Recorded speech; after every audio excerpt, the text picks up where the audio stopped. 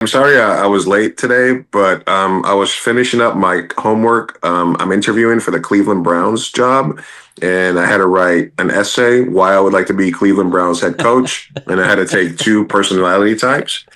One of the questions is, what would you do with Deshaun Watson? I didn't know how to answer that one, so I just left not Who? applicable. Deshaun Watson. That's what I said. That's what I said. That's what I said. Yeah. So That is that's a wild ass situation that's happening in Cleveland. I do think realistically one of us could be the head coach. yeah, why not?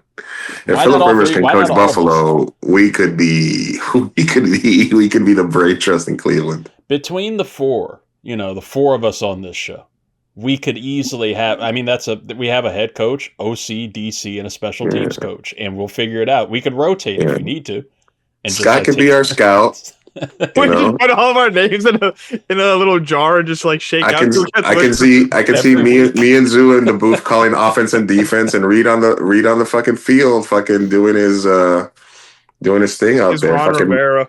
marching up and down the sideline. I'm gonna be Jason Garrett, like miss field goal, just claps all the time. Mm. Before we get like fully started, the last warm up topic I had for you guys. Are either of you soda drinkers? Yes. Okay. Diet soda versus regular soda. Is diet soda better? No, tasting? zero soda is better. But is zero okay. Yeah. Is zero soda but zero soda is like different than diet soda, right? Because was Yeah. my argument with like Coke. Coke Zero to me is like a healthier version of regular Coke, but Diet Coke is a completely different flavor.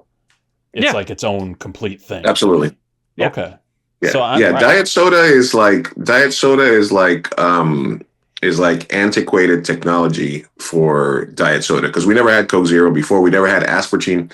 We never had all these other like stevia. Like, I'm a diabetic, so I had to stop drinking orange juice, Coca-Cola, and sugary coffee. And I have learned to love this coffee, just cinnamon, some stevia, and some half and half. And I fucking think it's delicious.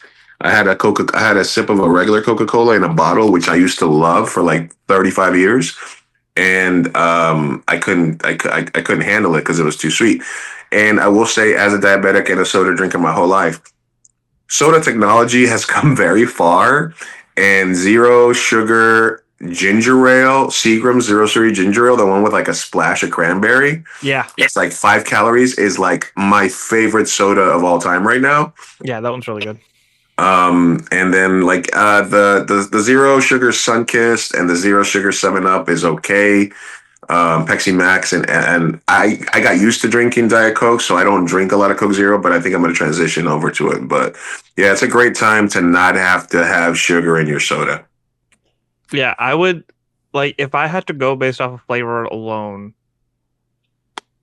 If there wasn't Coke Zero, I would actually take a regular Coke over a Diet Coke. Really? Yeah, I'd be like, you know what? I don't drink soda that often. Like, fuck it. Like, I'll take the sugar instead of having Diet Coke.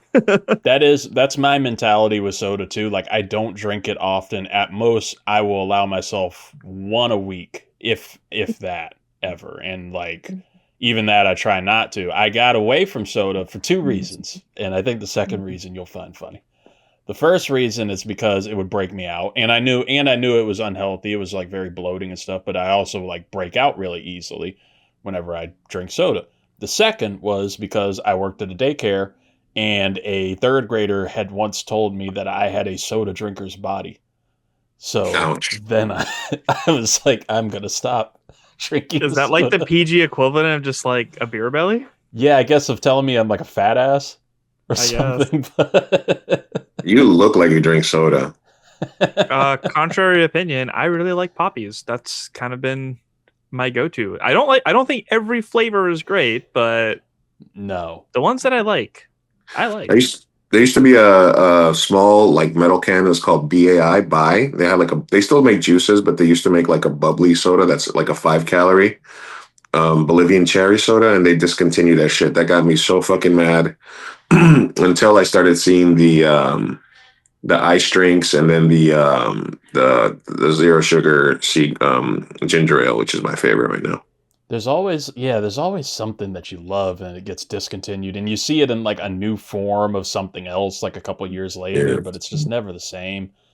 I like you were talking about poppies. I like Ollipops, but it is true. Like there's like with those kind of drinks, there are certain flavors that are delicious that you love, and then you try like cherry cola, the cherry cola version or whatever, or cherry vanilla, and it's like the worst thing you've ever tasted. It's like I was so excited when I went to Sam's Club this week because I really like the root beer one.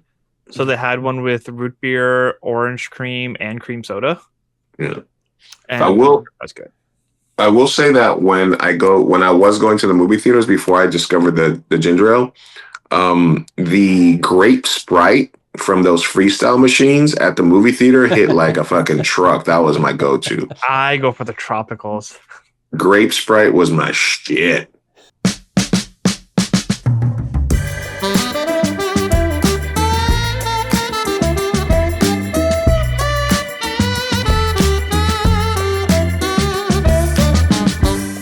Ladies and gentlemen, welcome to the 323. I'm your host, Reid Murphy, your soda drinker's body of a host, your favorite. Welcome to the show, folks. Thank you for listening, watching, wherever you are. If you're stuck at home during this winter storm, like, 2/3 of us will be, then have fun with us. We're going to be here. We're going to get you through it. It's going to be a fun time. Just be safe. Zuhair Ali is here. He's stuck down in Virginia Beach. We're not even getting snow. I just don't want to leave. Oh, well. It's just cold. Yeah, that works too. Yeah, I thought you all were getting it first.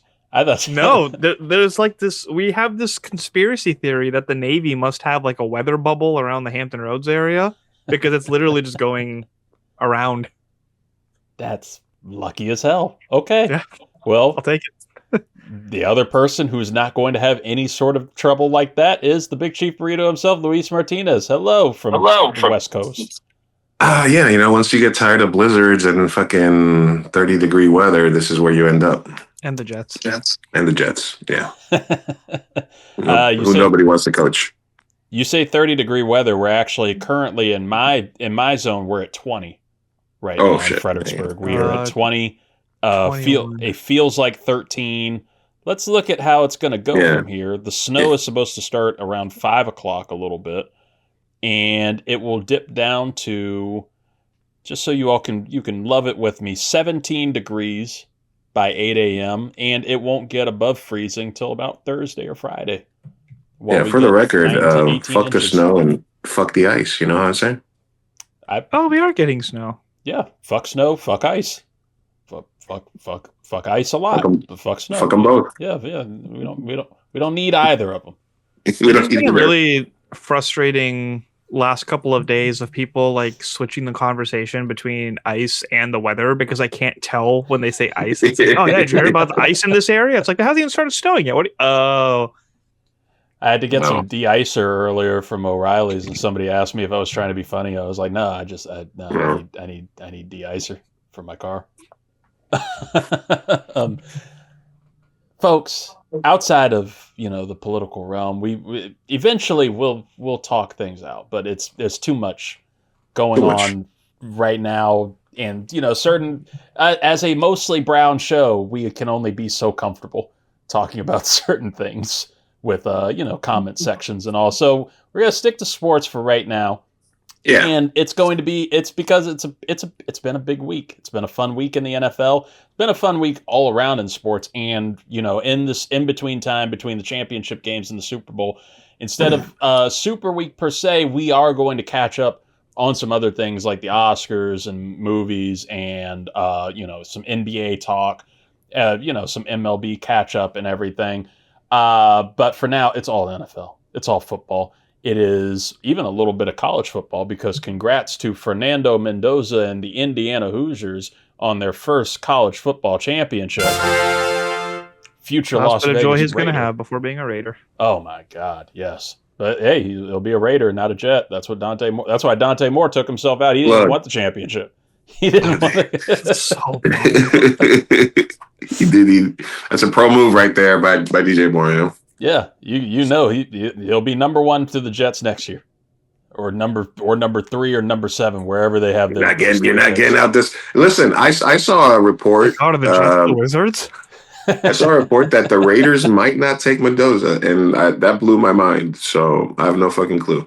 Yeah, there's because of all the madness that's happening in the coaching realm, there's been like rumors that they might make an offer to the Ravens for Lamar Jackson.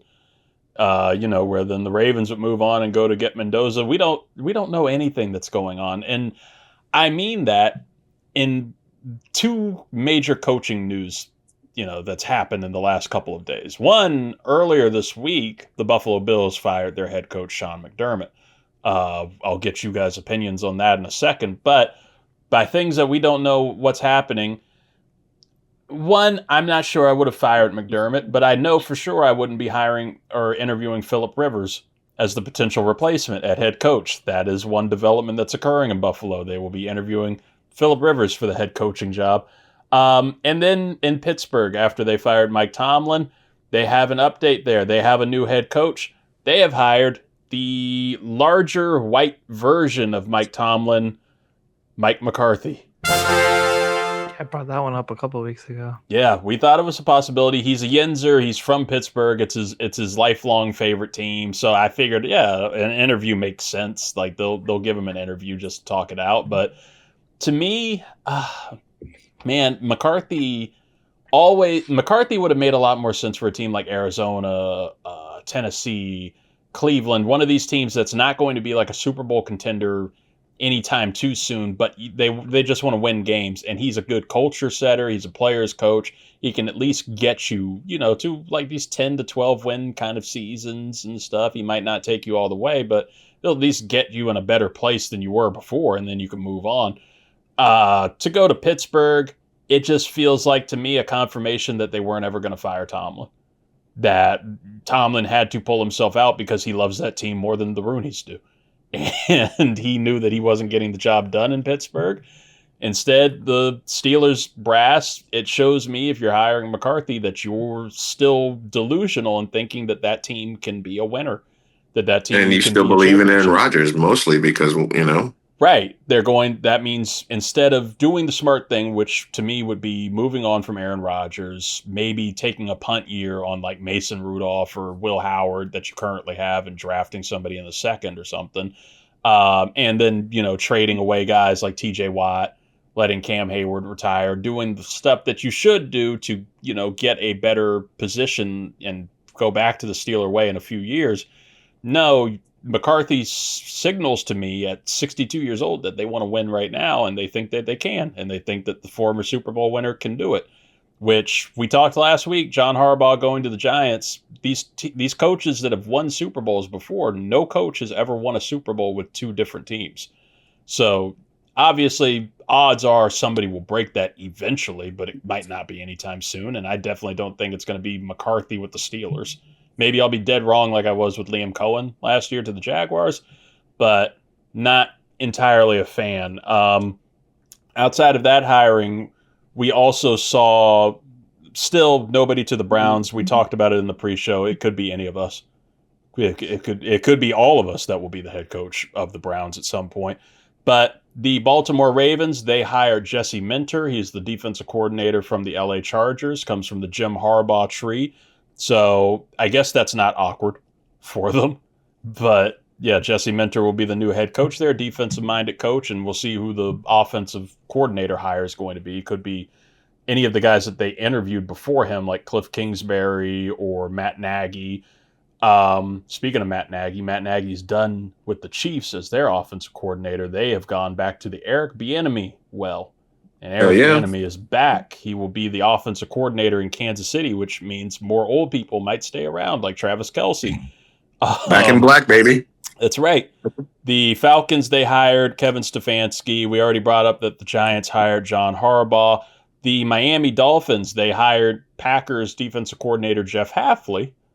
And I bring that up because the Giants, they hired John Harbaugh a day before he was set to interview with the Tennessee Titans. They made sure he stayed in there. The Falcons, they hired Kevin Stefanski a day before he was supposed to interview with the Tennessee Titans. And Baker loved it. And yeah, what a sad beef that's going to be there between Atlanta and Tampa Bay. That's gonna be good. And then the Make rivalries fun again. The Miami Dolphins, they hired Jeff Hafley a day before he was supposed to interview in Tennessee. So the Tennessee Titans did what anybody else would do in that situation. Fuck it. Robert Saleh's here. Let's sign this. Just sign this real quick. You're going to be the head coach. All gas, no brakes, baby. So they went to him too, right? To who? Didn't they go to San Francisco and just like, hey, we'll come to you. Like, don't worry about getting a phone call during the flight here. Don't worry about driving around Tennessee. Right. We're gonna make sure you don't get anywhere else. You're coming with us. We'll take you there. How do you guys? I'll start with you, Zoo. How do you guys feel? How do you feel about the coach hiring so far? What's the best? What's the worst to you? Hate that John Harbaugh is in New York because they have a lot of good weapons on that team right now. So if he can bring in the right people to get the most out of them, that's going to suck for our division, but good for New York Giants fans, I guess. The Steelers one is interesting. So people have been speculating it for a while just because McCarthy's a Pittsburgh guy. It'll be interesting to see having the offense have a little more attention now, just because he's more on that side of the ball. This is one of those things like we'll just kind of see what happens when it happens. We talked about how Pittsburgh just needs to have that hire that kind of puts them in the dumps for a little bit so they can get that quarterback that they need and gets a little bit more rhythm going. But I don't know. We'll just see what happens. Like, there's nothing really exciting about it. It's just curiosity, I guess. I really like the Jeff Hafley presser from when he came on. Like, the guy's a passionate guy. He loves football. The Dolphins have a decent defense that could be utilized, but I'm interested to see what kind of moves that he makes to enhance that offense. Like, if McDaniels couldn't do it and couldn't make the most out of Tua, then like, what's Hafley going to do? So Maybe there's just a lot of maybe the Raiders could. Yeah, right. There's a lot of curiosity over there just to see what he's able to bring out of that team. Robert Saleh, I really like.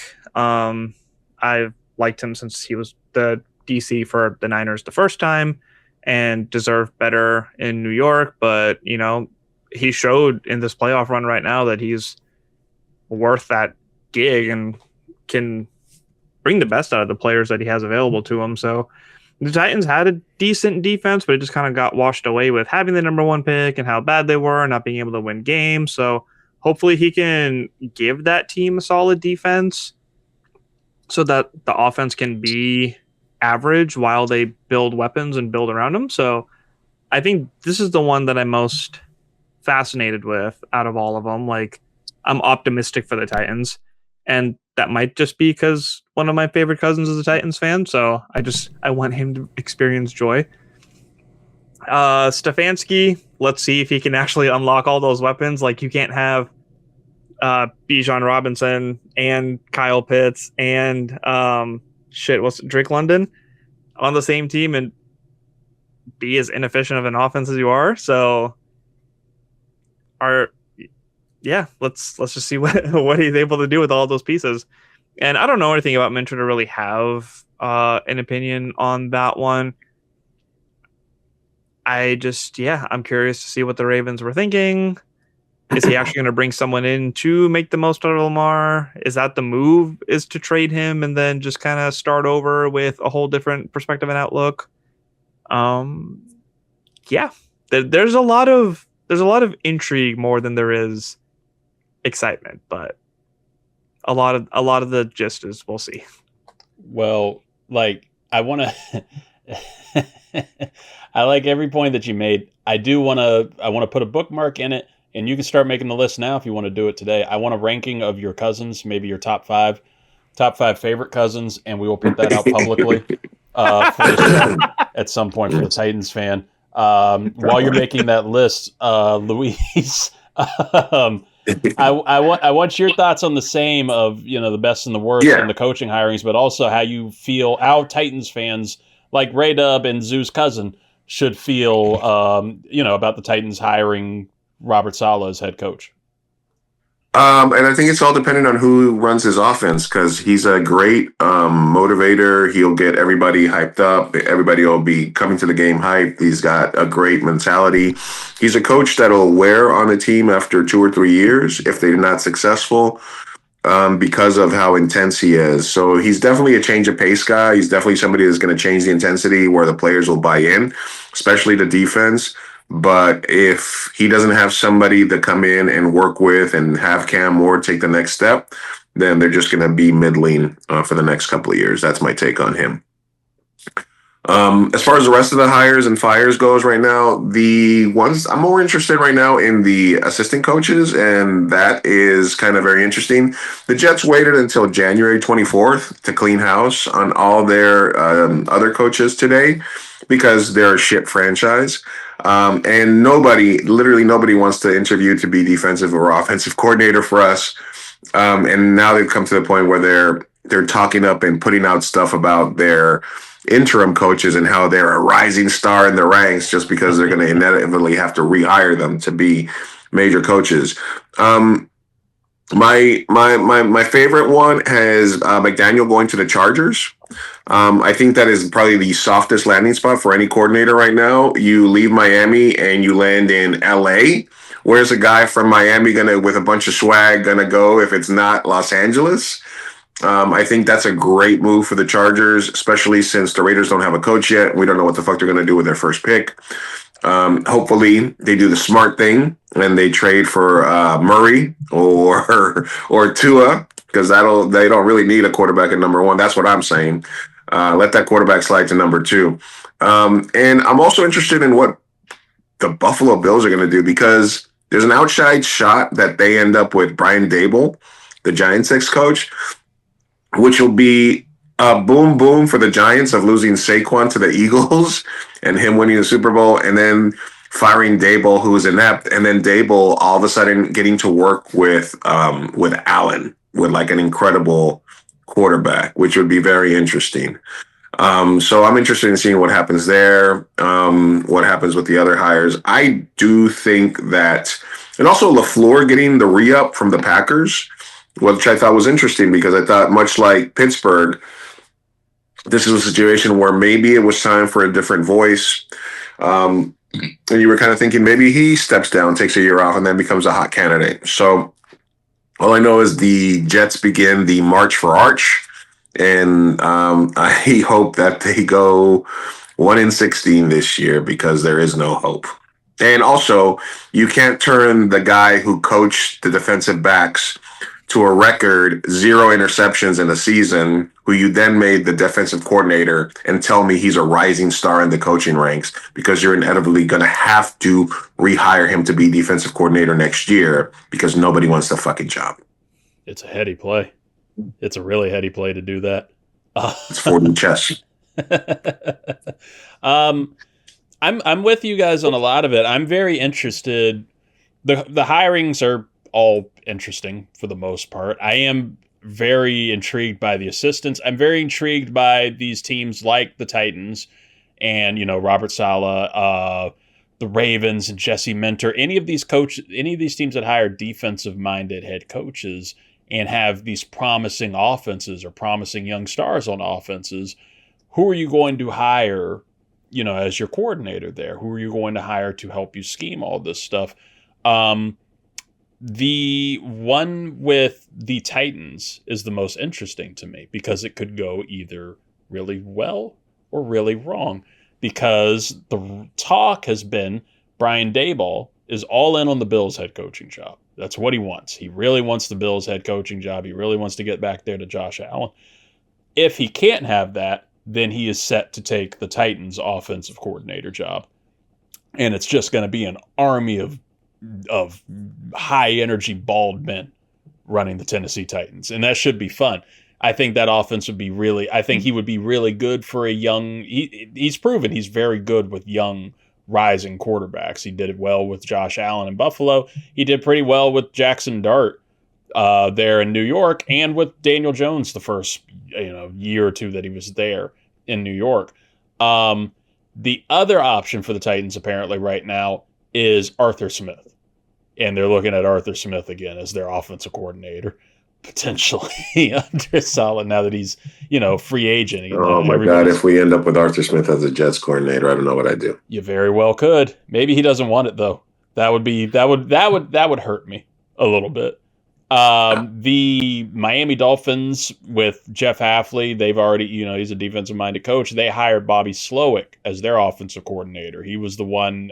He used to be the Texans' offensive coordinator, C.J. Stroud's rookie and sophomore year. And now I think that it is a reasonable question because we'll get into these playoff losers in a second. Maybe Slowick was a decent offensive coordinator in Houston and C.J. Stroud was more of the problem. You can start to question a little bit of these things in the playoff performances. But we'll see how that goes. But my most interesting thing, though, too, are these remaining head coaching jobs, right? Steelers are out. Ravens are out. Brian Flores, he was interviewing all these and considering going to a different defensive coordinator spot. Then he became all in on getting a head coaching job or, just going back to Minnesota if he can't land one like in Baltimore. So now your only remaining jobs here are the Raiders, the Browns, the Cardinals, and the Bills. The Bills are obviously the best remaining job. They have to be. But why the Cardinals, first off, I haven't heard a word. It just like how they play on Sunday afternoons at 4:00 over here. I don't think anything about the Arizona Cardinals. I don't know anybody that's going to interview with them. They might go into the season without a head coach and just see how that goes. The Raiders, you at least have the promise of, getting Fernando Mendoza, possibly more draft picks if you trade Crosby, and developing some have decent weapons on offense. Yeah, developing some type of team. Brock Bowers, yeah. The Browns, no.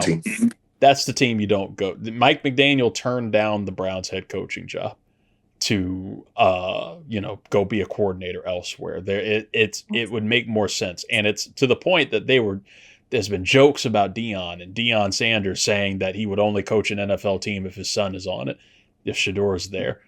That might be their only option after a while or going. Listen, can we pull the plug on analytics in football? Because all I heard from Cleveland was that for like 10 years, they've been investing in analytics and they're all data driven. How the fuck are you data driven for 10 years and have the shittiest fucking franchise? And this is from a Jets fan. Take that for data, as they say. And it's wild because they have a talented team. Like there's talent on that roster. And that's where I don't know what went wrong with Stefanski. I know that Browns fans are saying good luck to Atlanta. Even though he's a 2-time coach of the year, I don't know what the issue with that team outside of just being Cleveland is. Obviously, quarterback has been a problem, and you completely destroyed everything and set everything back by, getting rid of, letting Baker go and going all in on Deshaun Watson. But to me, that signals more of a GM problem. That's also the issue that I've seen in Buffalo. I get why you fire McDermott because you keep hitting that playoff wall. But the GM is also the person, like they made the argument, the owner, Pegula, made the argument that they're keeping Brandon Beane and promoting him to president of football operations because he found Josh Allen. Congrats. And they shot down and they fucking talk shit about their previous coaching staffs drafting Keon Coleman, who was still on the roster. But I think I was going to say that's what makes me. We say the Bills are the best head coaching spot left, but when you have an owner who is openly interrupting the GM in press conferences, is shitting on the past coaching staff so publicly, is shitting on players publicly, and pretty much making it known, hey, our priority here is Josh Allen, as it should be, but like you're making it very known that this is the only person we really give a shit about here. Does that you think that's going to bring the Bills down as a potential spot for head coaches? 100%. And it's in the same reason that Cleveland doesn't have a coach and the same reason that the Jets don't have a coaching staff. These three options are both monumental failures from an ownership standpoint. And the same way The Washington franchise was rotten from the top down because of their shitty owners, and then to some degree the Cardinals, certain degree the Raiders too. The franchises with the worst owners are the ones that have the most job openings, and that is not by coincidence. When you have a horrible owner that makes bad decisions, like the Browns owner who overrode the decisions and said, "Oh no, let's just give him the full amount guaranteed. Let's change the quarterback market for this guy with a suspect pass." When you make that decision and you override important football personnel, I guarantee you the analytics wasn't telling you to give Deshaun a $200 million guarantee. There's no analytics department that's like, yes, let's give the quarterback the most dangerous, injury-ridden position a guaranteed contract. That's nowhere in analytics. So and then Woody Johnson with the shitty decision he makes. All these people, this is all ownership failure. And that's the reason that the Buffalo Bills job with one of the best quarterbacks in the game is not filled yet. Reid, did you see the Cleveland roast that I sent you on X yesterday? I did not. This morning? I can read it for you if you want. Yes. Do you need imaging before you read? No, I have it up. Okay. It's 15 quick points from Hova76 on X. The Cleveland Browns are wondering why offensive and defensive coordinators from winning teams are declining to be interviewed by the team for their head coaching vacancy. Allow me to elaborate. 1, you have the worst O-line in the NFL. 2, your number one wide receiver leads the entire NFL in drops. 3, you're located in Cleveland, Ohio. 4, you are located in Cleveland, Ohio. 5, you are located in Cleveland, Ohio. 6, your starting quarterback is Shedeur Sanders, but your number 2 quarterback is an $81 million salary cap hit playing on one ACL. 7, 50% of your games are played in awful weather conditions. 8, you have the worst special teams unit in the entire NFL. 9, you are located in Cleveland, Ohio. 10, you are forcing the new coach to retain Jim Schwartz and his staff, who is the number 1 head coaching pick, from my understanding. 11, the owner meddles with the GM. The GM meddles with the coaching plans and the player rotations. This will be a heavy micromanaged gig.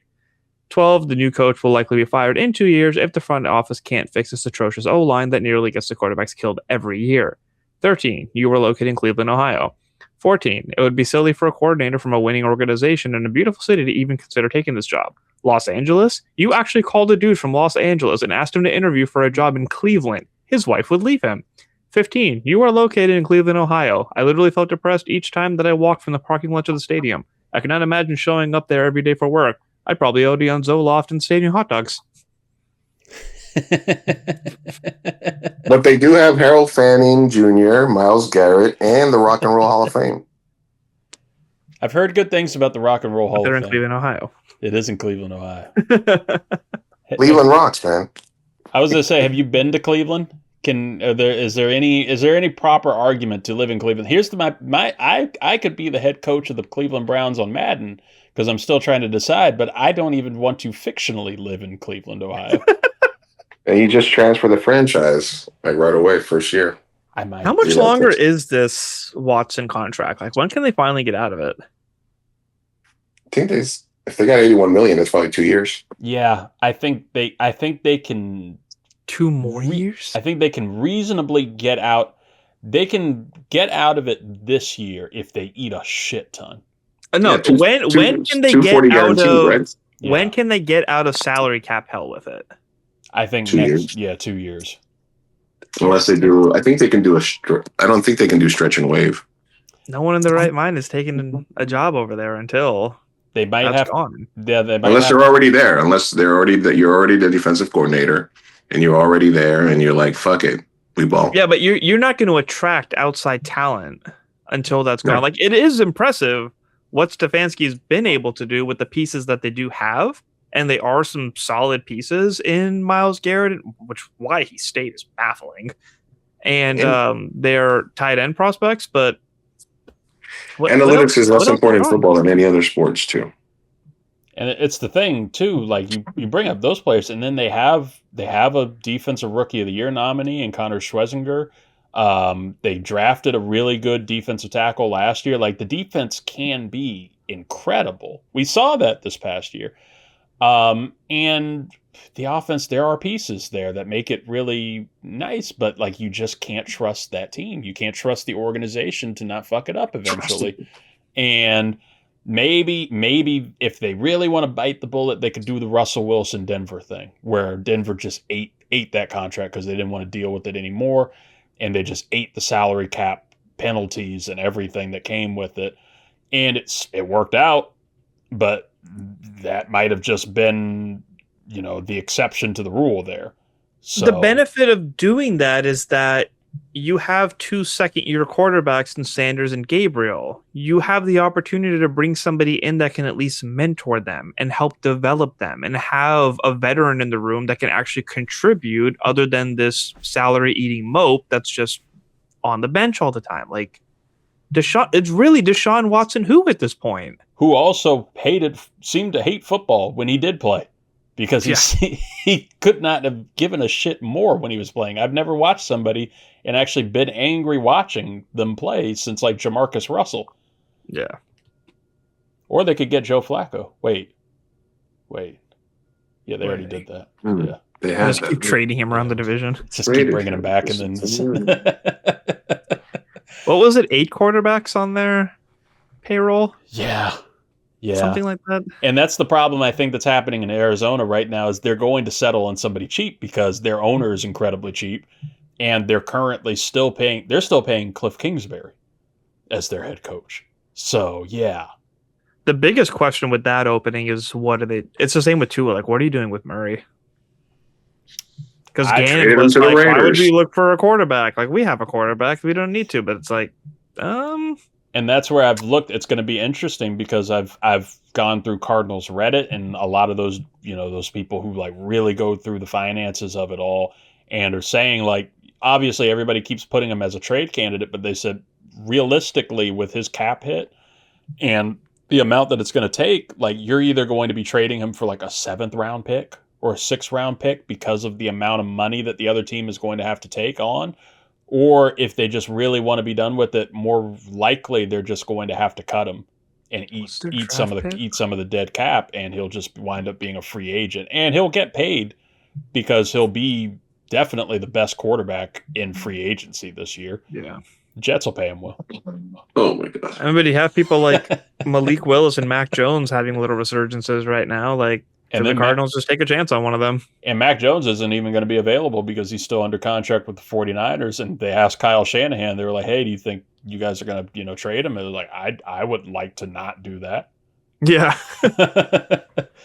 Which, speaking of the 49ers, I want to get into these losing teams here. And the 49ers are an interesting one to me because last week we talked about the hope and lack of hope for, teams that lost in the playoffs here. And I want to ask you guys the same question. Which team of the losers from last week, which were the Buffalo Bills, the San Francisco 49ers, the Houston Texans, and the Chicago Bears, of those four, Zoo, who do you have the most hope for and who do you have the least hope for? And I will quickly tell you the 49ers are a concern for me. They might not be my least hope, but they have a concern for me because of a power plant conspiracy theory.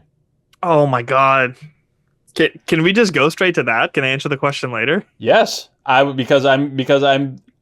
listening to Mina Kimes talk about this, and while it does make sense, yes, the 49ers are crazy injured every year, and maybe that is because they play a lot of football, and Kyle Shanahan plays the hell out of those players, even when they're hurt. But this idea that their practice facilities are built next to a power plant, what's the actual name for this thing? An electrical substation. That it, the idea that energy working next to that kind of energy will wear down people's bodies and make them more, could theoretically make them more frequent to injuries, especially playing a hard sport like football. That's kind of wild to me. And like, how are you, like, even with the theory out there, even if it's not true, the theory's out there, is that going to hurt your chances bringing players in and bringing people in? They're going to be like, I don't want to go there if I'm going to, be basically in a microwave. The reason that the story cracked me up is because I heard it on Bram Weinstein's show. And the joke was just kind of like it just comes down to Americans and their love for comic book characters. Like, did the Niners intentionally set up the stadium or set the practice facility next to this, thinking that being near it would gain powers? It's like, hey, by the way, if you get bit by a spider, you end up in the ER, not scale buildings. If you get radiation poisoning, you die, not turn into the Hulk. Setting up something next to this facility does not gain you powers; it gets your players hurt. That'd be funny though. You just have like literal, like those Fox, like when you're watching the games on Fox and like somebody scores a touchdown and they put them up on the screen and their muscles look insane. That's Can what you the 49ers imagine like thought they were Ayuk getting. is actually like mutating right now or something, and that's why he's just trying to get out of the West Coast entirely? It's like, oh yeah, we just thought it was weird. He's just like in some isolation center, like getting tested on. He's like the Flash right now, and he ran a little too fast, and now he's just stuck in a time warp. Yeah, what was at the end of Incredible Hulk with the Thinker? Oh yeah. Remember he got a little bit of explosion, like his head started warping, like, is that Ayuk? Maybe that's it. Maybe that's why. I don't know. Maybe that's why McCaffrey played That's so why well. McCaffrey had to go to Germany. Yeah. That's why he went to Germany and it fixed him. He's got the cure. He's the only one with the cure. The tendon was like starting to sprout like out of his Achilles or something. I'm just like, nope, get him out. Put it back in properly. Well, I'll turn it back over to the original question here. Which team of those 4 losing teams do you have the most hope for and the least hope for going forward? I hate admitting this, but I do have the most hope for the Bears. Ben Johnson did a great job with that offense. They have a lot of weapons on both sides of the ball, and it's like really only going up over there. I think they set up a solid culture, and they just have a great locker room, and they really fight. And it's going to be interesting to see like how they develop based off of the momentum that they gained from this year. I have my concerns with the Niners. It really was a spectacle to see how much they were able to do with backup players. So it says a lot for their coaching and depth, but are they going to be able to be consistent enough to keep up with the division that has the Seahawks and the Rams that are also on this positive momentum with their offense and defense? But I feel like the year that the Bills actually had Diggs and Von Miller, and this was supposed to be the year that they made like this huge run, when they couldn't do it that year, I was like, how do you get any better than this? And while they still do an entertaining job throughout the regular season, they haven't done much personnel-wise to be able to get past that hump.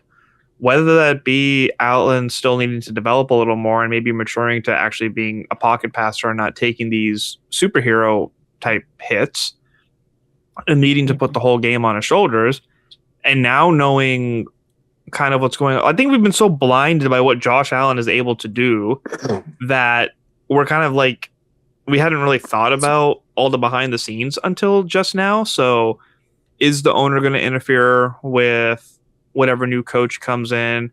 Are they going to be setting up the right weapons for him to be able to succeed? Is that defense going to be functional to be able to compete with the AFC teams? I think my biggest concern actually goes into possibly wasting Josh Allen's career because of front office moves. Well, on the Niners, they wasted Christian McCaffrey a year because everybody knows who plays fantasy football, and he has one good year, one bad year, one good year, one bad year. He had an incredible year. He was a league winner. So they're going to have to deal with that next year. Don't draft him next year. He's going to be so they're going to have a down Christian McCaffrey a year next year. So we'll see how that goes. Most hopeful for me would be the Bears. Caleb Williams is the ultimate wild card. He looks like a Hall of Famer one day and looks like a turd the next. And that fan base and that city has some pieces there with a coach with some momentum. That's really, he just made incredible throws this year, and there's talent there. So that would be the most hopeful, and that's all dependent on quarterbacks. I would be most scared as a Texans fan because Black Matt Schaub did not show me a lot in the clutch time the last couple of years. I know Nico Collins was gone, and I know that the running game wasn't there. They have a great defense, but they needed Black Matt Schaub to be a game manager, and he couldn't. He couldn't be a game manager or a game changer, as they say. So whether or not, so they're going to find themselves in a position that the Cardinals found themselves in, that the Dolphins found themselves in, where they had a middling quarterback, and that the Giants found themselves in. And they had to make a decision about whether to give them a $40 million, $50 million a year contract, or to admit that you fucked up and let them walk. It hasn't turned out that good for Arizona. It hasn't turned out that good for the Dolphins. It didn't turn out that good for the Giants. So do you go all in on CJ Stroud after, 2 back-to-back bad years after a great rookie season? So Texans would be my least excited. Bears would be my most excited. Could you imagine if the Texans traded for Lamar? That'd be scary. That would be scary. That would be very scary. I gotta echo. I unfortunately have to echo the same as you guys for most hopeful in the Bears. Go 3 for 3 here. Yeah, that team. Curse. That team. Yeah, they will fall apart next year now. That was a great looking team throughout the season. It made me sad that I didn't watch them more early on. I didn't trust them at all the first half of the season. I just didn't trust it. But what they did in the playoffs and what Caleb Williams showed is just really awesome. Now, being able to get it consistent and sustainable is going to be the key. And because we talked about it leading into last week, the way that they played, especially the last half and into the playoffs, of letting teams kind of do their own thing and playing a little light and loose in the first half and then playing catch up and doing all this miracle shit, that's not sustainable. And we watched it happen last week because the Rams handled it in an uncharacteristic Caleb Williams interception. But it's also fun as hell. And if you can just ride the momentum of your quarterback, who's the best quarterback in your franchise's history already, just being fun as shit, and getting to play some Brett Favre and Patrick Mahomes style ball, and being your hero there and continuing to build up your defense, maybe making a trade for somebody like a Max Crosby or picking up a Trey Hendrickson to really shore up your defense and make it so that your offense isn't playing catch up so much in the second half. Yeah, you got a team that's going to be a legitimate threat, for years to come, especially under a coach that is really, he's an asshole, but he's a fun asshole. And he's really cool, and he seems very grounded in Ben Johnson. My favorite kind. Especially, yes, especially in how he was talking about, are you going to ride the momentum of this year into next year? Like, no, this year's over. We back to ground zero here. It's back to we got to build everything back up. That's how teams fail, is when they just continue to ride off of everything that happened in the first year. Now we have to restart, and see how we can do it next year. I hope that's what Washington's doing now, because I think that's a little bit of our problem from year one into year two. So I have a lot of hope for the Bears, and I will echo what Luis said about the Texans, in that you have concern about CJ Stroud now. He has not looked anywhere near, even in the regular season where he played better than he has in the postseason, he hasn't looked anywhere close to his rookie year. And when you have 7 turnovers in 2 playoff games this year, that's bad, man. And like you said, he couldn't even game manage that game. They were in it the entire time. Their defense is wildly good. DeMeco Ryan, I still think, is a really good head coach. They could have won that game. They played General Mills. They could have been playing this weekend. Honest to God, if they had benched C.J. Stroud for the second half and put Davis Mills in, I think they could have won that game. I think they could have. He's just, I don't know if things go wrong and he gets in his head, if that becomes the problem. It did really hurt that they didn't have Nico Collins.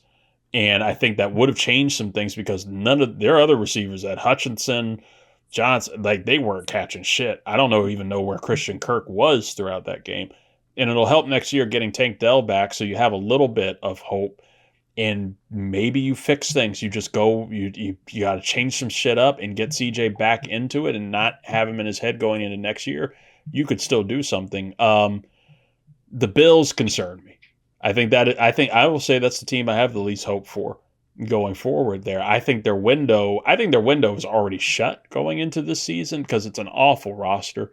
But until you get rid of Brandon Beane, it's going to continue to be that way. Yes, he is the guy that found Josh Allen, but it's not like Josh Allen was Brock Purdy. All right? Josh Allen was still a first-round pick, and he was still projected to be a first-round pick at that time. It's just the Bills. Baker, Darnold, Allen. It wasn't fucking rocket science. There were 3 quarterbacks there. They took the one that the Jets and fucking Cleveland didn't take. Right. That's it. At that point, crown the fucking Jets GM who picked Darnold because he picked a great quarterback. It's just they didn't do shit with him. It's like you drafted Josh Allen, yes, but since then you have only drafted 1 Pro Bowler out of 50-something draft picks, and that's James Cook. That's wild. Like it's like, and you get a promotion. Made it really difficult to sign him. Yes. I don't believe in that team. I don't believe in a team that shits on their receiver. Keon Coleman is not good. He's been very, he's underperformed like crazy and has a weird attitude. But you don't shit on the kid. And even he's had a great attitude from the owner's comments since then, saying, I didn't really understand it, but I'm just going to brush it off and move on. And I plan to be a Bill. But I would still bet you're going to have to trade him at some point. You can't do that, and you don't have talent at receiver. Like any team that's running Gabe Davis back in the year of our Lord 2026, that's not working. That's not working anymore. Especially when a quarterback like Josh Allen doesn't fight to be the most paid, the highest paid quarterback in the league. Remember how humble he was, but just like, I make more than enough. Like I'm fine. Like that's someone that's like actually giving you space to like work your salary cap to get a weapon to make it good for him. Like, and also, what are you doing? I like Josh Allen as a guy. He seems cool. Seems like a nice guy, but come on, man. And nobody in the media is doing it. But if Lamar Jackson had that game that Josh Allen had last week, Allen lost the game. It wasn't a McDermott thing completely. And yeah, you can argue about the refs and what happened with Brandon Cooks. By the way, Brandon Cooks is your number 2 receiver. What the hell are we doing? Josh Allen had 4 or 5 turnovers in that game. You can't have that. This was supposed to be his year. There's nobody in his way. You have no Mahomes, no Lamar, no Burrow, nobody to get in your way here. You should have won that game. You should have been that guy. The league wanted you to be that guy. We picked you. I'm sorry, it was the curse. Maybe it's our fault. But like Josh Allen deserves blame in here, and instead you got the owner talking about him, trying to make the sob story of him being in tears in the locker room, and I'm going up to comfort him. Like, no, he fucked up too. And we would have shit on Lamar Jackson if he had that type of game. We would have shit on Joe Burrow if he had that type of game. Like, treat him like anybody else and understand that, yeah, he is a turnover-prone quarterback. He can play like the absolute greatest of all time at times, but so could Cam Newton. And I think that's still the best comparison with him right now is a Cam Newton type. MVP and super talented, super hard to stop. But he is going to fuck up at some points, and Newton at least made it to a Super Bowl. You can't, Cam just made it to a Super Bowl. You can't run your team completely through that one guy, or you're going to fail. Quick question: does hiring Joe Brady as the head coach fix any of these problems? Maybe it's a different vision. Maybe it's a different offensive vision there, but. You also, what you had with McDermott, he wasn't a bad coach.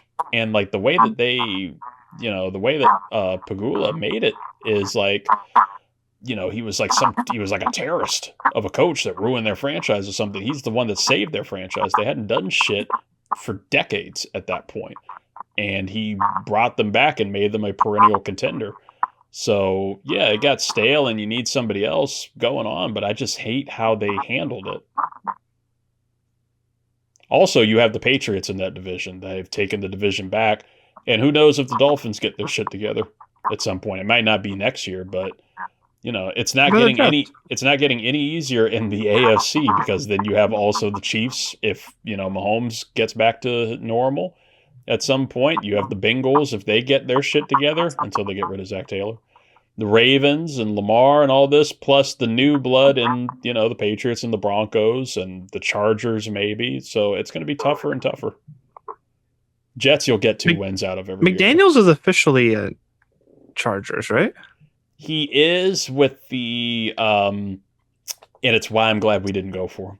He is the head coach he is the offensive coordinator for the Chargers, but if he gets a head coaching offer, he can leave for that. Oh, so it's like a handshake agreement? Yeah, it's like a contingency kind of thing.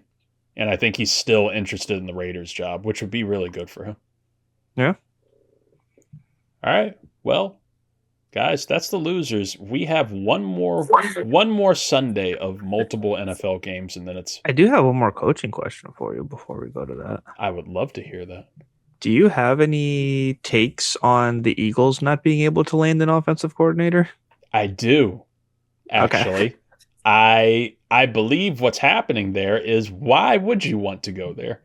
Because yes, it's a yes, you have offensive weapons and it's a contender of a team, but as you saw with their last guy who wasn't good for that job.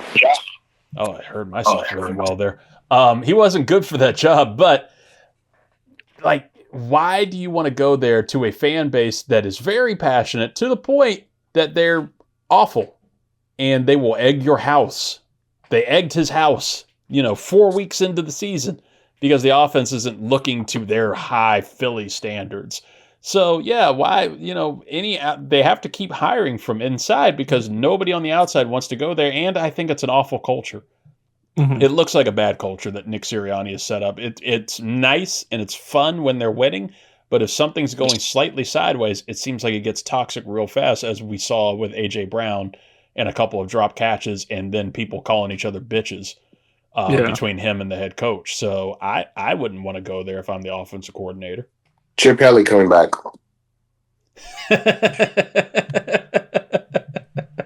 That would be something. That would be the fucking greatest. Oh, Doug Peterson. Arthur Smith or Chip Kelly. Give them, they deserve that. Dougie P, wherever he is. Bradley Cooper. Ooh. He's on a campaign to make sure that, the NFL's making everything about food. Food. Did you guys those and the McConaughey ones from last year were so fun to watch? Did you guys see the Dos Equis guys back? The most interesting man in the world? Is he? Yeah, he's back out of retirement. Let's do it. I thought Scott was going for that job. I know. Well, maybe that's what he's doing right now. He's living it up to be more interesting. Well, something that's interesting. Ricks versus Gricks, the final one of the playoffs before the Super Bowl, because the Super Bowl doesn't really feel like playoffs, but it's also its own thing. It's championship weekend, folks. We have the AFC championship, the NFC championship. Let's get into it. Let's find out what's the most exciting shit. Let's get it in. Griffin, talk to me. Time, space, referee decision-making. These are all just some of the mysterious, uncontrollable strands of life that make up the massive universe that we call home, and the comfort food for the soul that we call sports. As most people journey through it with no idea where to go or what to do, a select few will help you navigate terror, frustration, and endless possibilities of making a 50-50 choice. This is Ricks versus Gricks. This is Ricks versus Gricks, Reid's picks versus Griffin's picks, and what a week it was last week, where we only have 4 games, so it's it's hard to mess up or anything. So overall, it was about the same here. Zoo, me, and Scott, just me and Zoo actually. We both went Zoo and Zoo. All right, we perfect 500. Scott, he went. Bills, 49ers, Texans in there, but he got the Rams, so he finished 1-3 in there. We all picked the Bills, so that was just the curse doing its thing. And then there was Luis Martinez, who went a incredible 0-4 in his playoff. So congrats to you, buddy. Thank you, sir. Zoo is now 6-Zoo in his picks. I am 6-4 in my picks. something like that. How are we both 6? No, how are you? Yeah. Oh no, wait. I'm sorry. Yeah, I didn't do math right. You're 10 and 2. You're 10 and Zoo. Okay. Now in your picks. All right. Yeah, I didn't write it down beforehand. Scott is 4 and 6. I don't know. I hate math. Something like that. I don't know. It doesn't matter. Scott's the Grick anyway. We'll give you the math later in the post. Go to the 323REID so you don't have to watch me struggle with math. I'm very insecure now. It's this and science. STEM wasn't my thing. Give me English all day. And gym like a jock. We're on to this week's picks, guys.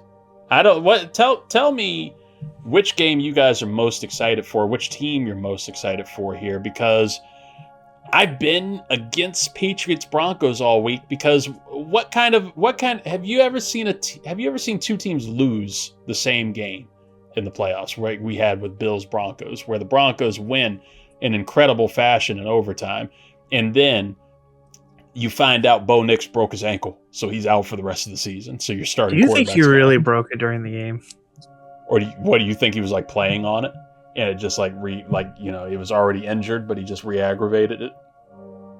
No, I like this whole theory that he broke it celebrating in the locker room. Oh, that would be funny. That's all I've been hearing, and then somebody told me because I didn't get to watch the game. Someone told me later. It's like, no, apparently he broke it during the game. I was just like, huh. I did see him limping. I've convinced myself. It's just happened afterwards now. I did see him limping, but now I want to believe that. Just like I wanted to, like how I thought. Who was the Commanders quarterback that broke his hip? Ryan Fitzpatrick. That rumor was that he broke his hip on a water slide the week before that preseason game. That was the third play of the game. Yeah. And then he was at the Bills playoff game, shirtless, just jumping. God, a waste of 10 mil. How do you guys feel about the remaining 4 teams, Zoo? Which team do you, the Patriots, Broncos, Rams, and Seahawks, which team are you most excited about going forward? All right. Whatever I say is going to be a spoiler of my picks. So do you want me to just get right into it? Fuck it. Yeah, do it. Yeah, fuck it. Okay. So before the playoffs started, we made our Super Bowl predictions. And I said that my logical choice was going to be Rams-Bills. But I said the one that a fan wanted to see was Seahawks and Patriots. And now both of those are still on the board. And both of those are looking really good. So that's going to be my new Super Bowl pick. Based off of what I want to happen this weekend. Because my fun pick might actually be coming to life. And I'm very excited about it. So, okay. I'll jot those down. You'll be an easy one when we go through the things. Yeah, super, super, super excited about the Seahawks, just overall too. They're a really cool looking team. So let instead of doing the spoilers here, let's just go straight into Patriots Broncos. New England Patriots are a 3.5-point favorite on the road against the Denver Broncos, who lost Bo Nix, obviously at starting quarterback. They will have Jarrett Stidham, the stud himself. Stidham is going to be starting for the Broncos in this game. Zoo just went on that. I'll give him a second here. Luis, what are you excited about in this game? Who are you picking? What are your thoughts fully going into Patriots Broncos? I'm not excited about this game. I'm only excited about Seahawks Rams. I think that's the Super Bowl. I think whoever wins that game is going to win the Super Bowl. It will be heavily hated. And as you know, my Jets fandom will not allow me to pick the Patriots, no matter how logical it seems. So we're rolling with the stud muffin this year, and we're going to go with the Broncos to make it with a backup quarterback, because I think that's the better storyline than the Patriots making it to the fucking Super Bowl again. Stidham instead of Stidham? Yeah, the stud. Yeah, stud muffin. A stud muffin. Yeah. A stud man. Zoo, do you have any hope for the Broncos in this one with a backup quarterback leading them? I mean, there's so many people who were saying that they were just kind of a fluky team this year anyways, that it was all last minute comebacks and the defense was holding it together. So if it is down to scheme and basically Sean Payton being amazing more than Bo Nix being amazing, yeah, as long as they have a good game manager as quarterback, then they should be able to run the same operation, right? I would think. Yeah, I like the Denver defense at home against the Patriots. I think that the Texans defense did held their own a little bit against Drake May, but they didn't have enough quarterback play to stay in that game. So if the Broncos defense, which I think is on par with the Patriots defense, can give Drake May some problems, then hopefully that Broncos scheme at home pulls it out for them. That's a real home field advantage too. True. It's a true home field advantage because even the Patriots have been having to monitor their defensive line star Christian Barmore because he has blood issues, and they have to watch him in that high altitude stadium and that stadium that has taken people out before, watching him for potential blood clots. He might not be able to play in that game. Took out the Jets. They were up at halftime a long time ago, AFC Championship game, and they fucking lost that game. Yeah, you get tired. It's a weird stadium to play in. So, Zoo, who would be your pick in this one? Still going with the Patriots. Okay. Oh, that's right. Yeah, I forgot. Yeah, you're easy. We can just go right through that. It's gonna be an interesting one to me. I'm not wildly excited for it, but I've talked myself into it more. Just especially with like Nick Foles talking all week and getting all excited about it. About backup quarterbacks coming in. We've seen it happen before. Obviously, Nick Foles with the Eagles. Back in the day, Doug Williams and the Redskins, and being able to lead them and come in as a backup and lead them to a win. Jarrett Stidham is somebody that I liked a lot when he was at Auburn. I remember thinking he was going to be a really, really solid NFL quarterback. He wound up not. He did pretty well in the UFL for a minute. And I had no idea he was in the NFL still, let alone back with the Broncos, let alone a ankle away from starting in the playoffs. But this is where we're at now. If he can just manage that game better than CJ Stroud, just manage it, I think they have a chance. They have a decent run game. They have some good skill players on offense between Troy Franklin, RJ Harvey. These dudes who can do a lot of things, scheme them around. Yeah, Sutton, scheme them around to help him out. That defense is going to be tough. And Drake May and the Patriots offense have not been they haven't been that MVP level that we were seeing there in the second half and most of the season when they were playing against really poor teams. They're going to be playing against one of the best defenses in the league here, and your Pat Surtains, your Nick Bonitos, guys that are going to be going crazy and knowing that they're going to have to lift this game up. Texans defense kept that team in the game against the Patriots last week. I think the Broncos defense can do the same. Ultimately, though, I think the Patriots pull it out. I don't think Stidham is going to be able to manage it just enough. Give me the Patriots. Look, you gotta root for the overpay. What would be funnier than Stidham winning a Super Bowl and then the Jets or the Raiders or somebody giving him a pile of money in the offseason? That would be hilarious. I can't think of any. That would be funny. I can't think of anything the NFL will want less than having Jarrett Stidham and the Broncos getting in there. They want that new golden boy in Drake May to get there. They said fuck Buffalo, fuck Josh Allen. Second game up, the one that we are all excited about, the one that is going to be if anything is shown from their two matchups already in the regular season, it's going to be a fun, high octane kind of game. We have the LA Rams at the Seattle Seahawks. Seahawks are a 2.5 point favorite here. Zoo, you're taking the Seahawks. We know that one already, so I can give you fanfare. But why what do you think is going to be the X factor here? What is going to get them the win against the Rams?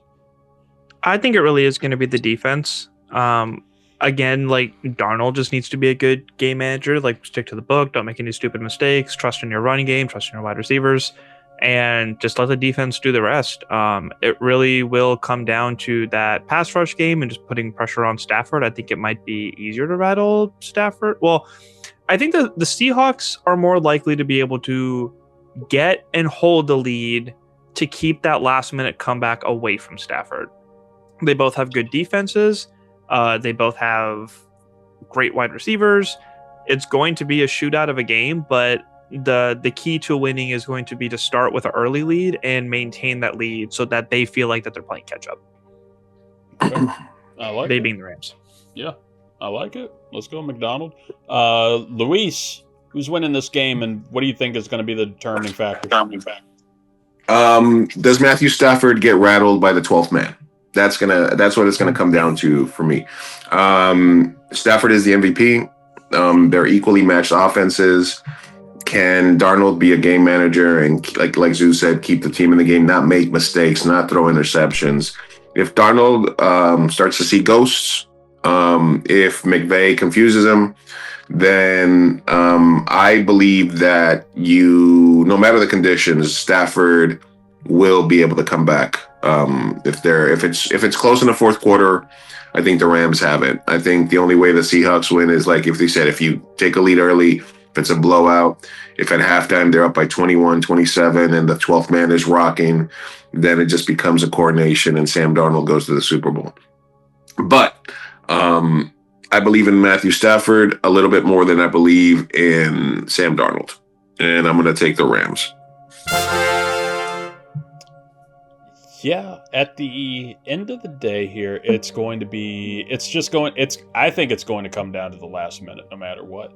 We already saw that in their two matchups earlier, and it worked in the Seahawks' favor both times. I am very curious how Sam Darnold performs in this game. I've liked Darnold I've liked him since he was at USC. I'm excited to see him get to this point, but is he going to get rattled himself by the 12th man? I think you're going to get some Matt Stafford turnovers. You're going to have a couple issues with him. We've had that throughout the playoffs so far. And are they battered? Are the Rams, feeling it from being the road team this entire postseason this time?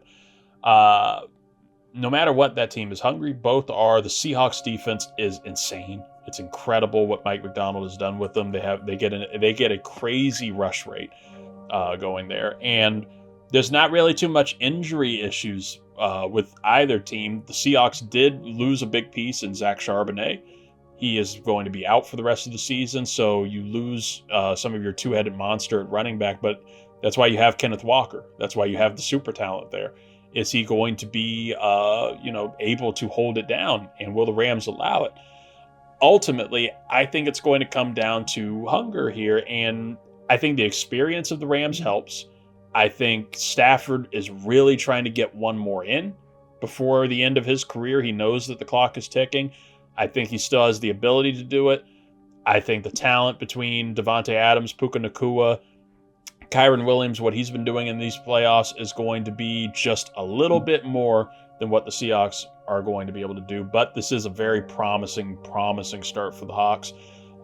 It's going to be fun as hell, but ultimately give me the Rams because I've been riding them all season anyway, so I'm gonna finish strong with them.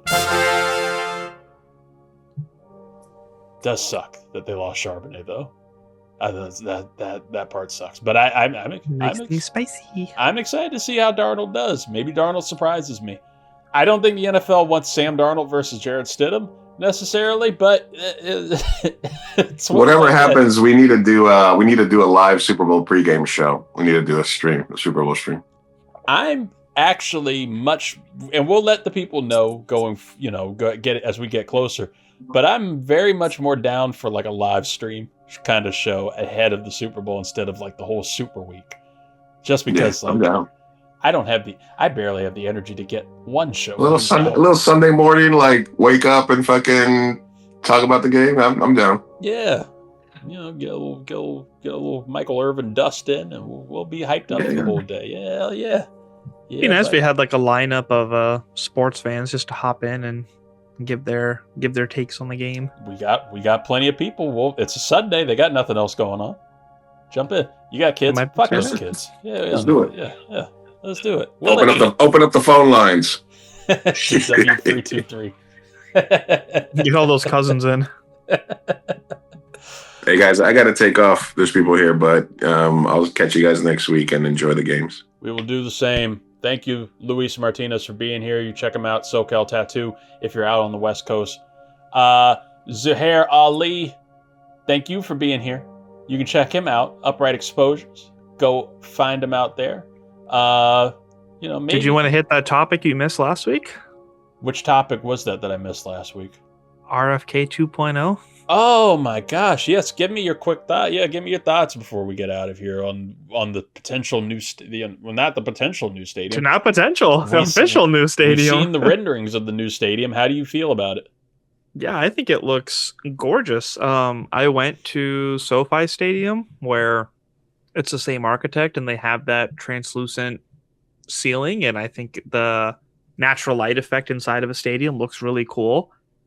It's comfortable, it's beautiful, it's just really, really awesome to be in that stadium. So to have something similar in our neck of the woods is going to be great. But the fact that they match the curves of the original RFK site and then giving it like those marble columns that kind of match like the rest of the DC ambiance and being so close to the National Mall, just everything about the design choices is absolutely stunning. And the fact that they're actually trying to find ways to engineer seats that will bounce, like the old RFK site accidentally did. Just everything that they've discussed about it is 10 out of 10, and I'm so excited. I probably won't be able to afford to go, but I'm excited. Yeah, that's the only part that I'm not excited about with it, especially seeing hearing the potential.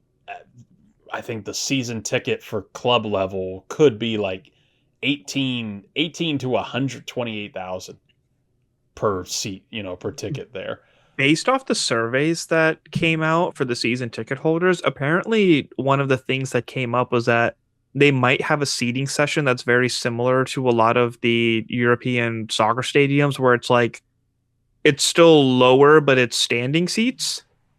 So it's like you don't actually sit down, you're just standing throughout the game. But that's one of the things I love about FedEx Field compared to other stadiums that I've been to is that everyone in the lower levels is just standing the whole time because they're just so into the game.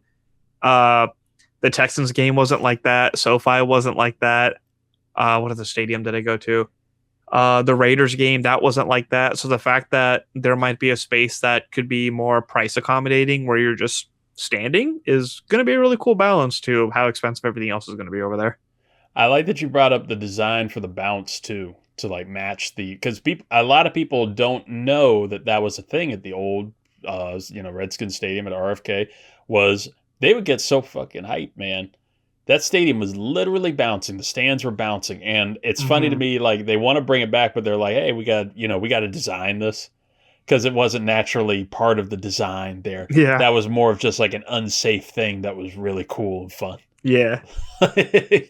But I love it, and like you brought up the architectural build of it to match kind of it looks like a monument. It'll look like a monument in DC and match the other monuments. It's going to be so cool looking. It's going to be so fun. The only thing that it doesn't have is what Dan Snyder wanted to do when he had his old stadium idea, and that's the moat. Remember these? These are the old renderings from the Dan Snyder proposed stadium, which was there would be a moat. I don't think I ever saw these. There would be a moat outside of the stadium where in the off time people could surf and jet ski and stuff, and in the winter time you could ice skate on it. I think there's people rappelling off the side of the stadium. Oh, who wouldn't have loved that? Drunk people near an open thing of water. That would be so much fun. Yeah, what could go wrong? With the people talking about the lack of tailgating options, somebody was saying that there might be a huge like boating tailgating thing that might get started. So could you imagine having like event ships that come out where it's like you pay a certain amount to hop on at like 10 o'clock in the morning and you just drink and grill and shit until 12 o'clock and then they port back so that you can go out for the game? Like stuff like that would be really cool. God, it would be so cool. It's going to be so fun. It's going to be exciting. And then like there's the talk because everybody, they put these reports out towards the end of the season where you can publicly find requests by teams in the league for different uniform redesigns and all these new uniforms, and the Commanders were one of the 5 teams on that list that put in a request for new home and away uniforms in 2026. So we could be getting new uniforms that look like the old uniforms and a shiny new stadium coming up for this team. So I think there's hope. I think there's fun. I don't know about David Blow. If not a winning team, at least we can be excited just of the branding of our team, Right, exactly. Will we have a defensive coordinator? Who knows? We could still be interviewing by this time next year for the current defensive coordinator. But maybe it'll be us. Maybe that's what Scott's doing There's right now. got to be some domino pieces we're waiting just for the end. Like people who are in the playoffs still right now. Like that's got to be the factor. I think that's the thing, and I think that's the key for a lot of teams. Or maybe we're just going to go way out of the box, like the Giants potentially hiring Rex Ryan as their defensive coordinator, which was something floated out. So I hadn't heard that one. that was something floated out by John Harbaugh himself. He could have been joking, but he seemed like he was just testing the waters, just in case. I think Kubiak is going to be like the hot name, and a lot of that defensive staff that people are going to be looking at for the head coaching and coordinator positions. I'm still holding out hope for Al Harris from Chicago. I wanted him as the defensive coordinator originally, and Jerry Jones prevented him from interviewing with us. So now we actually have a chance. We shall see. We shall see. Does that mean we sign Diggs? Oh, ooh. Why not? Ooh. Fuck it. Why not? Yeah, rotate him. We already got Jonathan Jones and everything. Why not just throw in a Trayvon Diggs if he wants to come on a hometown discount? It's the only way I'll get you. If you say so. Folks, we will also see you later. We will see you on the 323 Network YouTube page. Subscribe, rate, like, review, do all those things. Follow us at 323 Reid, at 323 REID on all social media. Enjoy the games. Enjoy the games. Have a fun weekend. Stay safe. If you're here in this winter storm that we're getting, the snowmageddon, snowpocalypse that's coming, stay warm, stay safe. We will talk to you all next week. Bye, folks. Bye.